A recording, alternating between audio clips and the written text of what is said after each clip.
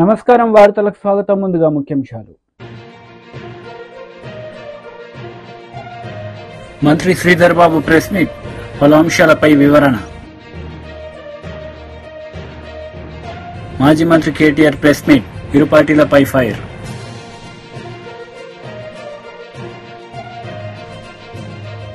కాంగ్రెస్ నేతలు మీడియా సమావేశం నిర్వహించారు. ఈ సందర్భంగా పలు అంశాలపై వారు మాట్లాడారు. వారు చెప్పడం జరిగింది. దాంట్లో ఆ డెవలప్మెంట్ ప్లాన్ లో వారు రోడ్లు కానీ 100 ఫీటు పెద్ద పెద్ద రోడ్ల నిర్మాణమే కానీ దానికి సంబంధించి ఎక్కడ అవసరం ఉంటే అక్కడ బ్రిడ్జ్ నిర్మాణాలే కానీ ఇవన్నిటిని కూడా స్పష్టంగా ఆ మినిట్స్ లో వారు పేర్కొనడం జరిగింది. అక్కడి వరకే ఆగలే. 2021లో మళ్ళా జూన్ మాసంలో 25వ తారీఖు నాడు మరో మీటింగ్ ఏర్పాటు చేసుకొని కార్యాచరణ మొదలు పెట్టాలి. అక్రమ కట్టడాలు ఎక్కడ ఉంటే నిర్దాక్షిణ్యంగా కూల్చేయాలి.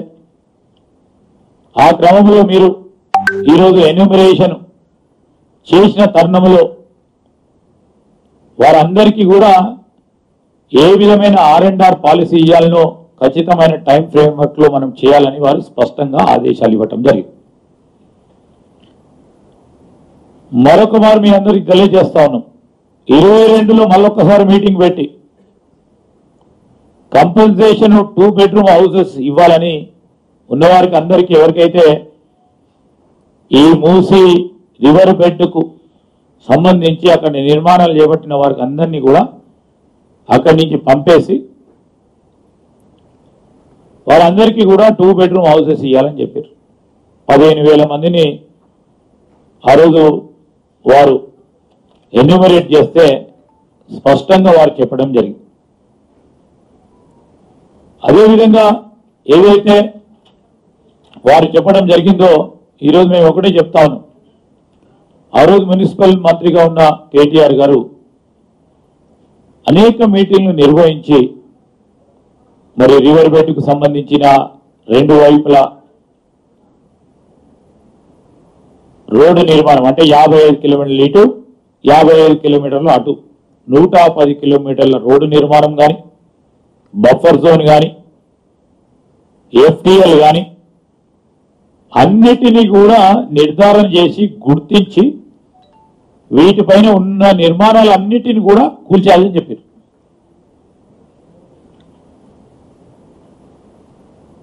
వారి స్ట్రాటజీ పరంగా ఈరోజు ఒక మాట వార్ ఫ్రంట్ లో అంటే యుద్ధ ప్రతిపాదిక మీద అక్రమాలను తొలగించాలని స్పష్టంగా చెప్పింది. అది కూడా అనేక పత్రికల్లో కూడా ప్రచురణ కావడం కూడా జరిగింది. ఈరోజు కేటీఆర్ గారి ఆధ్వర్యంలో జరిగిన మూసీ కార్పొరేషన్ మీటింగ్ లో కూడా ఈ మీటింగ్ కు సంబంధించి ఏదైతే జియో నెంబర్ 7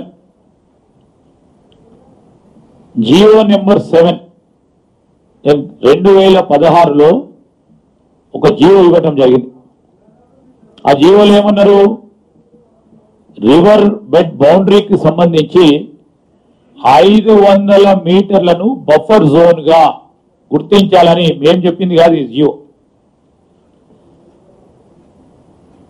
50 మీటర్లను బఫర్ జోన్ గా నిర్ధారించాలని బీఆర్ఎస్ పార్టీ ప్రభుత్వంలో ఈ జియో తీయటం జరిగింది.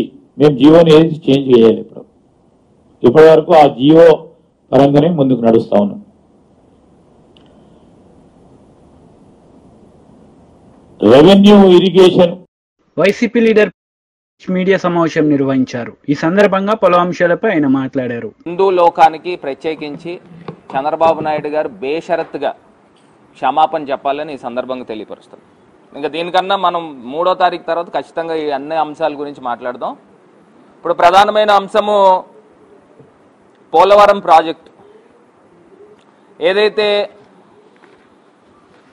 కొత్తగా ఏర్పాటైన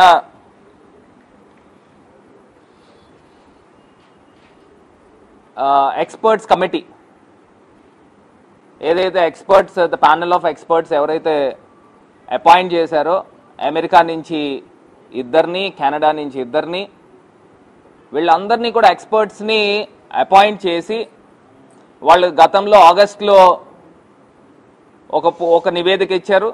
రీసెంట్గా కూడా సిడబ్ల్యూసీకి కానీ పీపీఏకి కానీ ఒక నివేదిక బహిర్గతంగా ఖచ్చితంగా వాళ్ళకి నివేదిక పూర్తి స్థాయిగా తెలియపరచడం జరిగింది. ఇందులో ప్రధానమైన అంశాలు అసలు ఎందుకు ఈ ఎక్స్పర్ట్స్ కమిటీ వేశారు అంటే, ఎక్స్పర్ట్స్ కమిటీ ఎందుకు వేశారని అంటే డయాఫ్రమ్ వాల్ బ్రీచ్ అయింది. డయాఫ్రమ్ వాల్ నాకు తెలిసి సుమారుగా 400 వీళ్ళు ఇచ్చిన దీని ప్రకారం 485 మీటర్లు డయాఫ్రమ్ వాల్ బ్రీచ్ అవ్వడం జరిగింది. అంటే ముక్కల కింద విరిగిపోవడం జరిగింది. ఈ డయాఫ్రమ్ వాల్కి రిపేర్ చేస్తే సరిపోతుందా, లేకపోతే కొత్త డయాఫ్రమ్ వాల్ కట్టాలా అనే అంశం ఒకటైతే, రెండోది కాఫర్ డ్యామ్ దగ్గర ఏదైతే కాఫర్ డ్యామ్ నిర్మాణం చేశారో దాని కిందన జెట్ గ్రౌటింగ్ వాల్ అని ఉంటుంది. ఆ జెట్ గ్రౌటింగ్ వాల్ కూడా బ్రీచ్ అయింది. ఇప్పుడు కాఫర్ డ్యామ్ కంప్లీట్ అయినప్పటికీ కూడా సీపేజ్ అనేది ఆ కాఫర్ డ్యామ్ మీదుగా వస్తూ ఉంది. ఇప్పుడు డయాఫ్రమ్ వాల్ ఈ నవంబర్ 2024 నుంచి బహుశా ప్రారంభం కావచ్చు వాళ్ళు ఇచ్చిన నివేదిక ప్రకారం. అంటే మళ్ళీ మాన్సూన్ వచ్చేసరికి 2025 ఏప్రిల్ లోపల అది కంప్లీట్ కావాలి. సో ఈ సీపేజ్ కూడా వాటర్ వచ్చేస్తూ ఉంది. ఒక పక్కనేమో ఈ వాటర్ని అంతా కూడా పంప్ అవుట్ చేయాలి.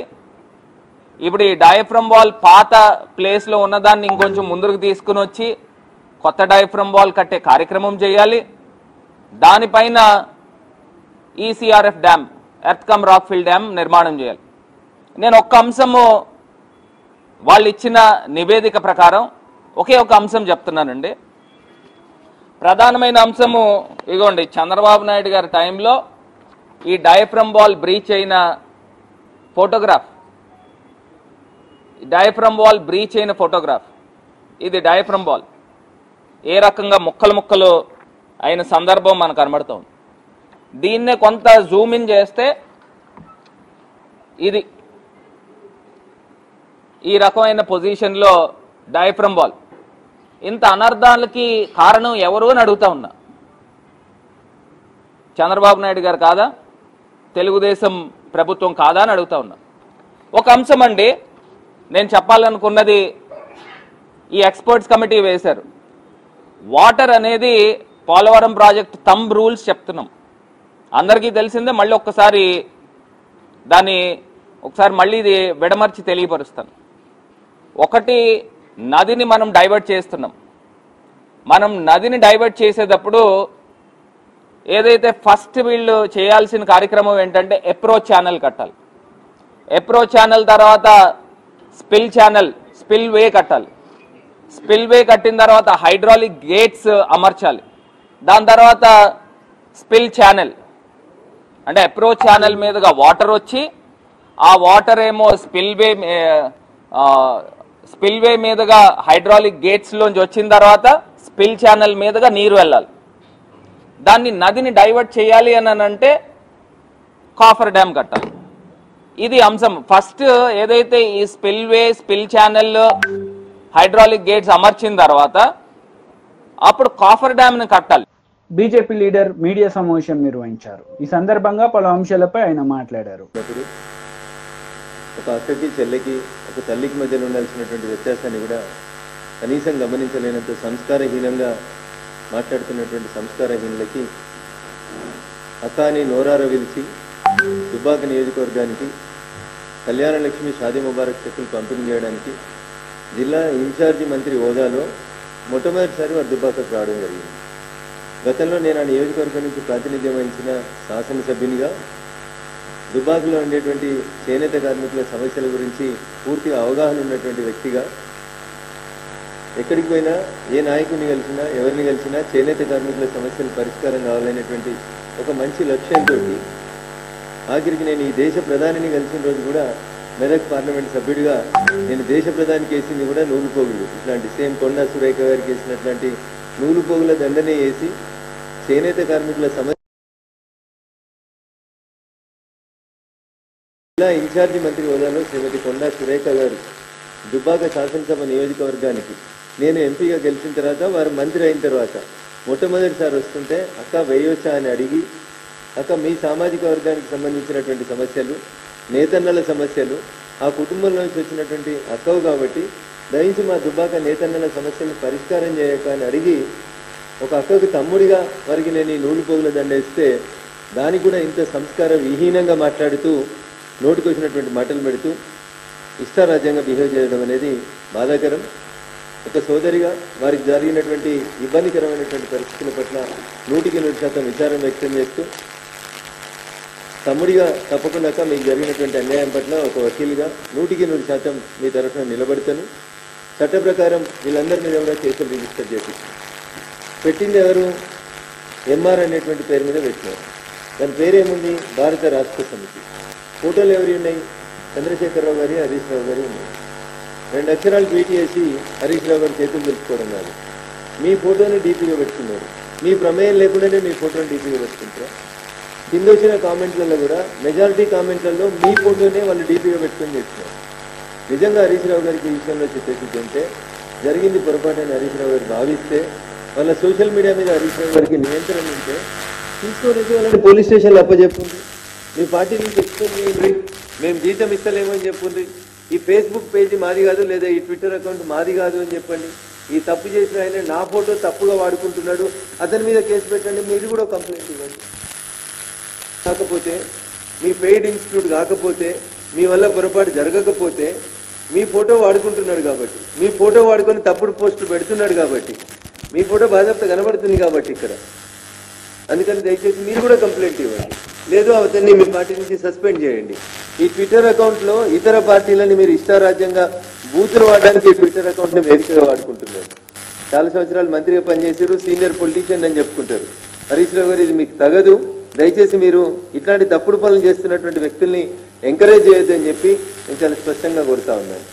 నేను ఎమ్మెల్యేగా గెలిచిన తర్వాత మీరు జిల్లా ఇన్ఛార్జి మంత్రిగా దుబ్బాకలో ఉండేటువంటి 100 పడకల ఆసుపత్రికి ఒక రోడ్ ఇనాగ్రేషన్కి వస్తే ఆ రోజు కూడా నేను మీకు శాలువా స్వాగతించినాను. మొట్టమొదటిసారి మీరు మంత్రి హోదాలో మా దుబ్బాకకు వస్తే, ఈ రోజు కూడా మొట్టమొదటిసారి జిల్లా ఇన్ఛార్జి మంత్రి హోదాలో శ్రీమతి కొండా సురేఖ గారు జిల్లాకు వస్తే నేను స్వాగతం పలకడానికి అని చెప్పి వారి సామాజిక వర్గానికి సంబంధించి సమస్యల హారాన్ని వారి మెడలో వేస్తే ఇంత కుత్సితమైనటువంటి మనస్తత్వంతో, ఇంత చిల్లరమైనటువంటి ఉద్దేశంతో, దీంట్లో ఎక్కడ కూడా తప్పుడు స్కోప్ లేకుండా ఇచ్చినటువంటి దీన్ని ఇంత దుర్మార్గంగా ప్రచారం చేస్తున్నటువంటి వాళ్ళకి ఒకసారి దయచేసి నేను టీఆర్ఎస్ పార్టీకి, కేటీఆర్కు, హరీష్కి మళ్ళీ చెప్తా ఉన్నాను.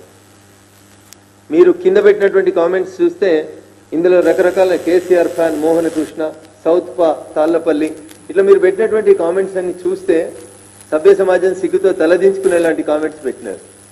కాబట్టి బీఆర్ఎస్ లీడర్ మీడియా సమావేశం నిర్వహించారు. ఈ సందర్భంగా పలు అంశాలపై ఆయన మాట్లాడారు. అక్కడి నుంచి మా ముషీరాబాద్ ఎమ్మెల్యే గారింటికి పోవాలి కాబట్టి శివం రోడ్లో వచ్చి దుర్గాబాయి దేశ్ముఖ్ హాస్పిటల్ ముందు టర్న్ తీసుకొని అక్కడి నుంచి అశోక్ నగర్కి వెళ్ళాలి, ఆర్టీసీ క్రాస్ రోడ్స్ నుండి.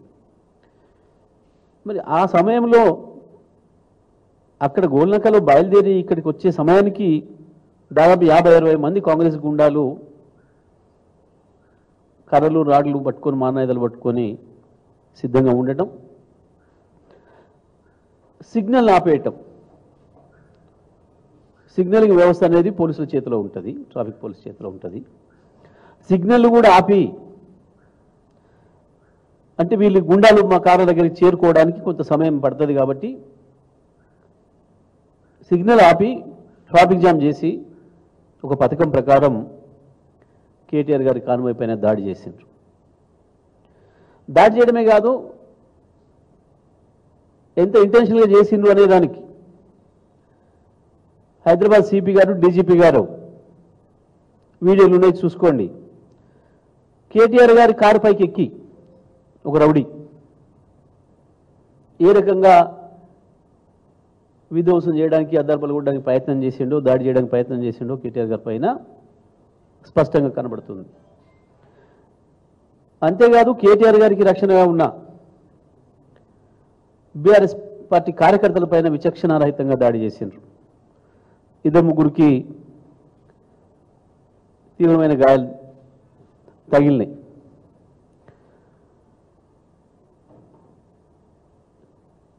హుసేన్ కావచ్చు, పవన్ కుమార్ అనే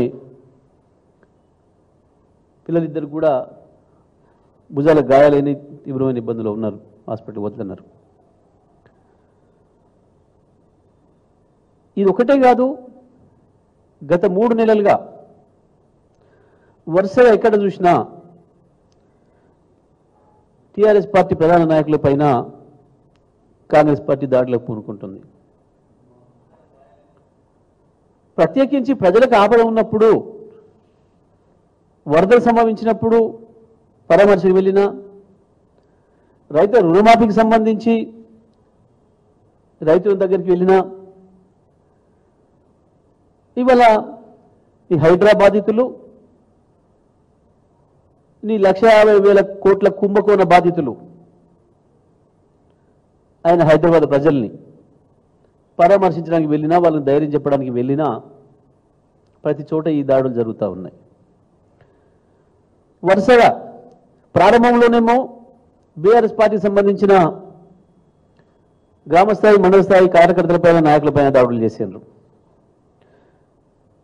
ప్రజలు ప్రభుత్వం గురించి ఏమనుకుంటున్నారో వాటిని యాజ్ ఇట్ ఈజ్గా ప్రజలు మాట్లాడింది సోషల్ మీడియాలో పెట్టినందుకు సోషల్ మీడియా యాక్టివిస్టుల మీద దాడి చేసిండ్రు. ఆ తర్వాత యూట్యూబ్ ఛానల్స్ నడుపుకుంటున్న మిత్రులపైన, జర్నలిస్టులపైన దాడి చేసిండ్రు. ప్రభుత్వానికి డబ్బా కొడితే ఏం లేదు, కానీ ప్రజలు ఏమనుకుంటున్నారో, ప్రజలు అనుకున్న దాన్ని ప్రసారం చేసినందుకు ఆయా ప్రసార మాధ్యమాలపైన వాటిని నడుపుతున్న నిర్వాహకులపైన దాడులు చేస్తున్నారు. మాజీ మంత్రి కేటీఆర్ మీడియా సమావేశం నిర్వహించారు. ఈ సందర్భంగా పలు అంశాలపై ఆయన మాట్లాడారు. తప్ప ఇవాళ దేవుని పేర్లు చెప్పుకొని ఓట్లు వేయించుకొని, డబ్బల ఓట్లు వేయించుకొని పదవులలో కూర్చొని ప్రజలకు కష్టం వచ్చినప్పుడు తప్పించుకుపోయేటోడు నాయకుడు ఎట్లయితారని అడుగుతున్న కిషన్ రెడ్డిని నేను. ఇవాళ ఒక్క అంబర్పేట కాన్స్టిట్యున్సీలో దగ్గర 1500-1600 కుటుంబాలను రోడ్డు మీద వేస్తా అని చెప్తున్నాడు. నేను వెంకటేశ్వర చెప్తున్నా, బయటికి చెప్పే లెక్కలు వేరున్నాయి, లోపల లెక్కలు వేరే అలాగే ఉన్నాయి. బయటికి ప్రభుత్వం చెప్తుంది దగ్గర 18,000-20,000 మంది పోతారని చెప్తుంది, కానీ లోపల లెక్కలు వేరే ఉన్నాయి.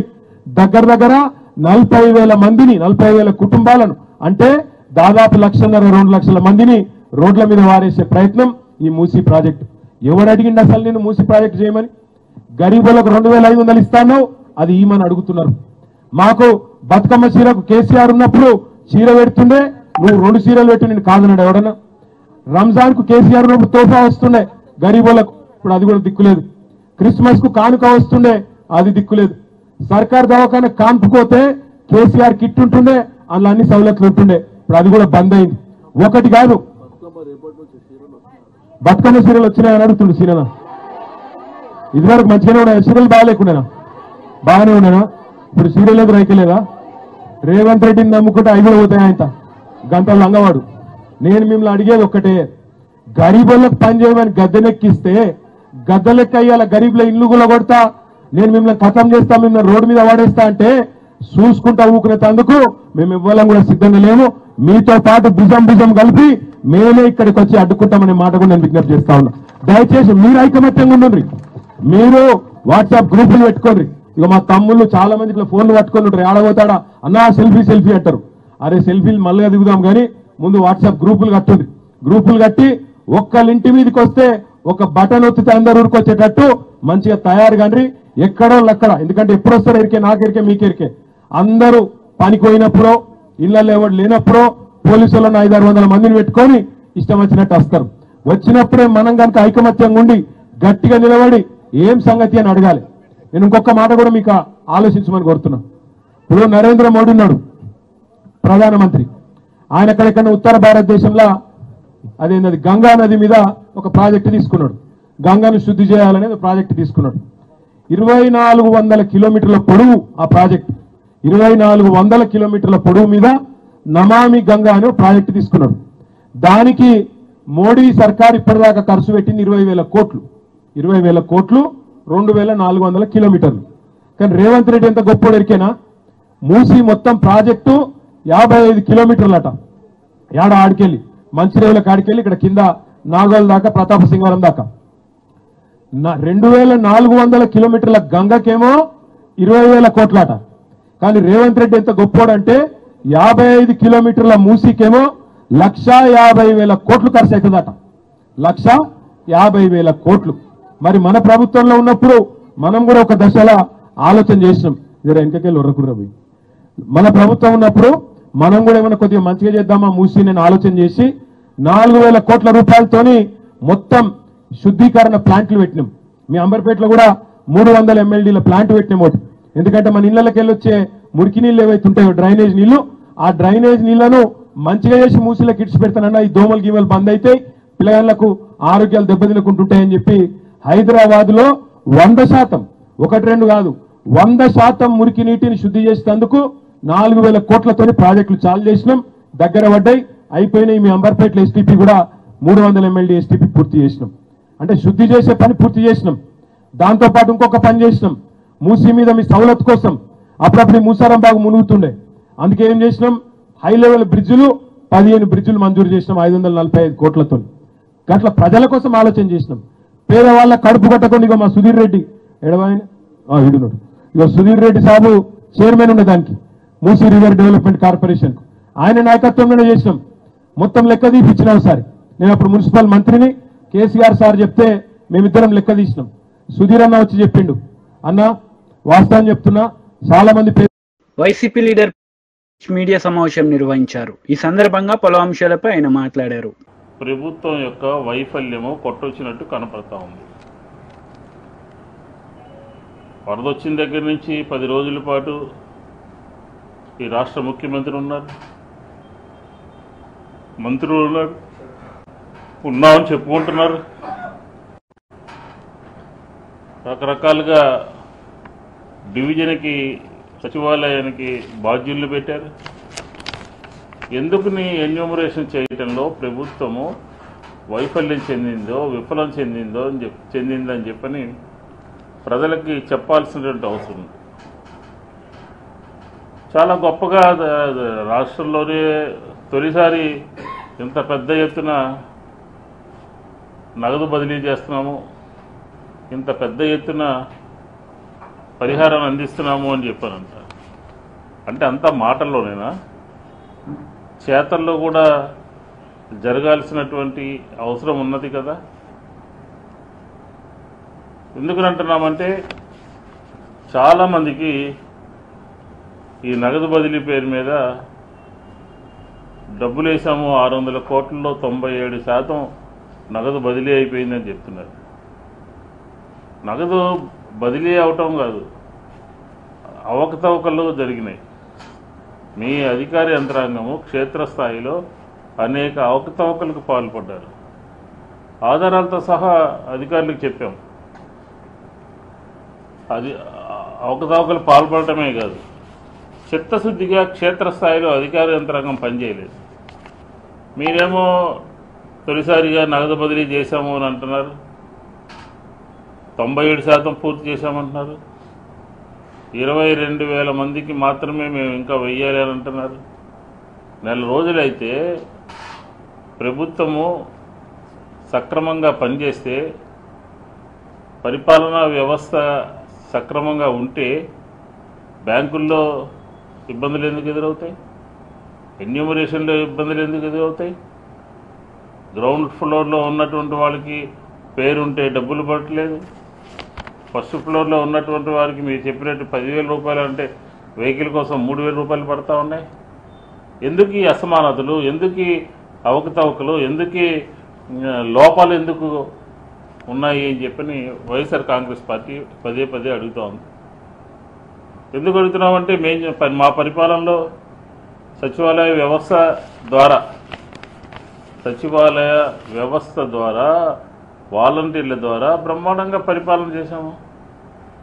జగన్మోహన్ రెడ్డి గారి నాయకత్వంలో 2,71,00,000 రూపాయలు నగదు బదిలీ అయిపోయింది. ఎక్కడ కూడా చిన్న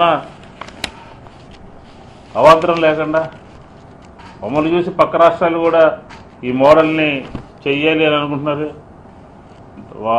వరదల్లో నగదు బదిలీ తొలిసారి కాదండి. మా ప్రభుత్వం నవరత్నాలంతా కూడా 2,71,70,000 రూపాయలంతా కూడా నగదు బదిలీ చేసాము. 600 కోట్ల రూపాయలు నగదు బదిలీ చేయడానికి కలెక్టర్ ఆఫీస్ చుట్టూ ప్రజలందరూ కూడా తిరుగుతున్నారు అంటే, గుంపులుగా వస్తున్నారంటే, వారికి డబ్బులు పడలేదని ఆవేదన చెందుతున్నారంటే పరిపాలన ఎలా ఉందో ఒకసారి మీరు గుర్తు చేసుకోవాలి చంద్రబాబు నాయుడు గారు అని చెప్పని ఈ సందర్భంగా చెప్తా ఉన్నాం. మేం కాదు చెప్పడం, మా పరిపాలన గురించి మేం కాదు. చూడండి ఎలా సామాన్య ప్రజలు చెప్తా ఉన్నారు.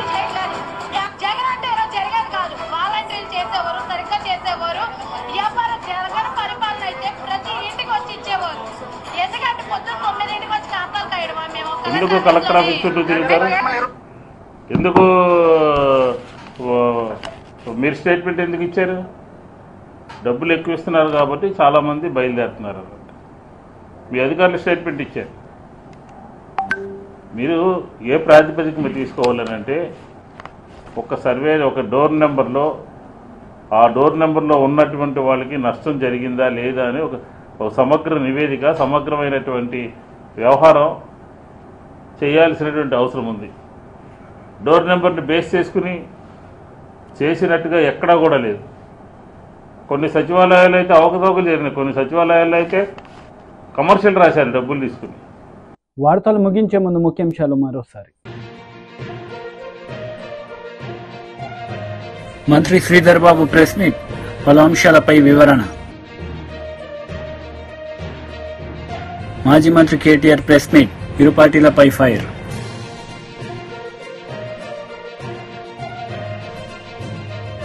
ఈ వార్తలు ఇంతటితో సమాప్తం. తిరిగి ప్రసారమయ్యే వార్తలు మళ్ళీ కలుద్దాం.